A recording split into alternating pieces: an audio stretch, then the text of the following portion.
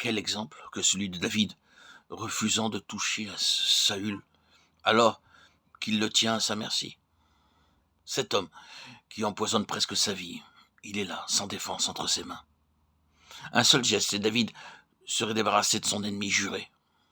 Mais non, que l'Éternel me garde de commettre contre mon Seigneur, loin de l'Éternel, une action telle. Ce sont là des choses qu'on ne peut pas faire quand on a reçu l'onction. Ne vous vengez pas vous-même, bien-aimés, mais laissez agir la colère, car il est écrit « À moi la vengeance, à moi la rétribution », dit le Seigneur. Tout cela est plein d'une signification profonde et jette une lumière bienfaisante sur la vraie nature de l'onction.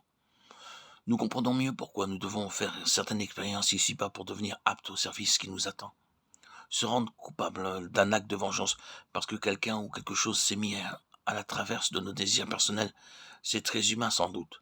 Mais comment pouvons-nous envisager de régner moralement et spirituellement si nous nous laissons aller à de telles faiblesses ? Jamais nous ne pourrons monter la montagne de l'Éternel si, comme loin de Dieu, nous laissons le ressentiment nous entraîner à de telles fautes. Tout cela, c'est de l'éducation. Vous vous en rendez compte ? Et une éducation fondée sur l'onction en harmonie avec elle. Nous pourrions passer ainsi en revue la vie de David et nous verrions qu'à tout moment Dieu s'emploie à préparer son serviteur en raison de l'onction qu'il lui a conférée. Nous verrions notamment que même cette période sombre que David a dû traverser était dans la pensée de Dieu un des éléments essentiels de la préparation au trône. Elle touchait de très près au but de l'onction. Dans des moments difficiles comme cela, dans ces heures sombres, ou même ceux que Dieu a oint font comme David, l'expérience de la souffrance, voient le vide se faire autour d'eux, se sentent mis à l'index, ou sont même positivement rejetés par les hommes. N'oublions pas que tout cela fait partie de notre formation.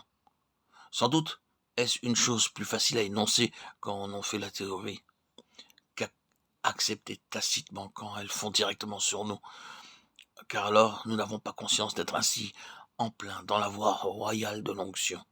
C'est pourtant bien le cas.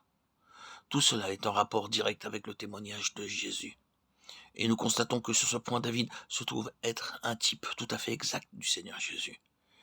Il reçoit l'onction, mais l'onction ne le préserve ni de l'opprobre, ni de la souffrance. Elle l'y conduit au contraire, comme à l'étape indispensable qu'il faut franchir pour arriver au trône. La souffrance amène à la gloire. Tenons-nous le pour dit. Ceux qui reçoivent l'onction n'échappent pas à la souffrance. Onction égale souffrance. Mais la souffrance n'est pas le but, c'est le chemin du triomphe. Car pour finir, si nous souffrons, nous régnerons. L'onction comporte ces deux choses.